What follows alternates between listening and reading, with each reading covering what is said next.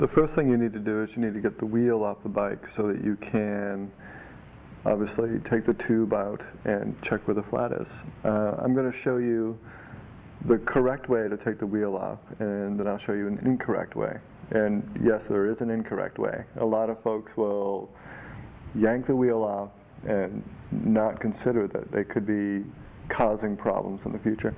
So I'll show you a couple things, one being the quick release lever on brakes, and the other being the correct cog for the chain to be on to get the wheel off. We'll start with the brakes and showing you the quick release lever on the brakes. This is an example of what your quick release would look like. This is the lever. Down is when the brake is engaged, and up will actually cause the brake pads to come apart. The reason they do that is because rims sometimes are 19 millimeters wide, really thin, and the tire inflated gets a lot wider. Now brakes are designed, when they're closed, to be really close to the rim surface, and the tire is sitting in here. So if you don't release the brakes, when you pull the wheel out, you are pulling on the pads, so the tire will be stuck. And what can happen is you yank the wheel out, one of the pads could get tilted or pulled out of alignment. If you don't notice this, when you get the wheel back on, your flat is fixed and you ride off, your brake is going to apply. The top here will be rubbing against your tire and will cause damage to your tire, and the bottom won't be touching the rim correctly. So you're losing your brake power and you're causing more damage. And all that could be prevented if you release the lever and your brake pads open up, and then you're able to slide the tire in and out easily. So now that the quick release is released, the next thing we're going to concentrate on is the chain on the cog and where we'll have the most slack so that we can pull the wheel straight out. With the chain up on the bigger cogs, if we try to pull the wheel straight down, it's going to jam up right in here and get in the way of our jockeys, so we'll have trouble getting the wheel out. So what we want to do is get the chain to the smallest cog so that the derailleur will stretch back and will give us plenty of room to get that wheel out. The jockeys, by the way, are the little wheels that are on the derailleur, and obviously they help to line the chain up with the cassette. So we're going to start by gearing this down to the smallest cog and go from there.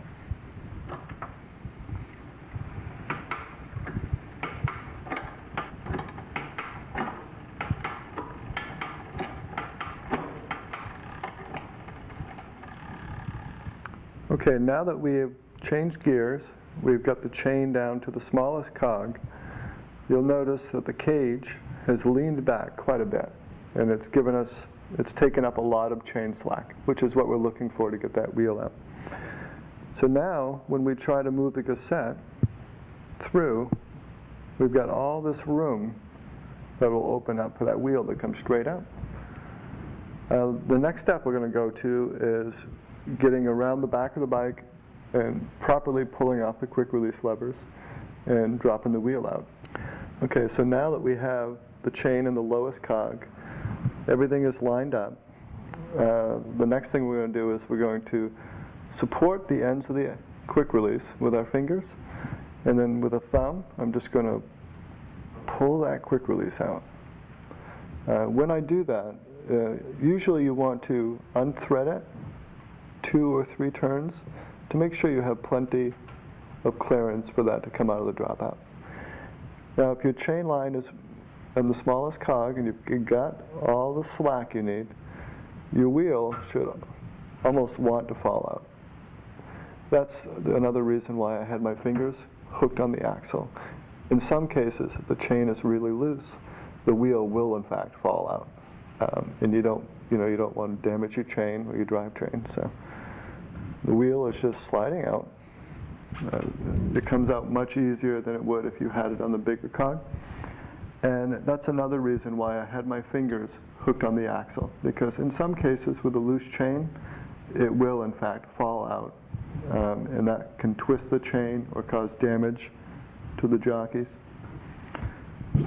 While we're at this point, I'm going to have you notice in here that the cassette is inside of the chain.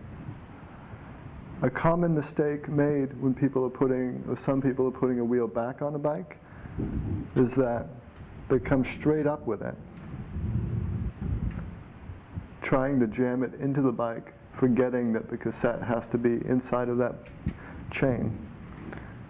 Putting the wheel back on, you drop the chain onto the smallest cog, and then you bring the cog straight up into the dropouts. So these are the steps you want to follow when you're removing the wheel. And now we pull the chain out of the way, and we'll remove the wheel.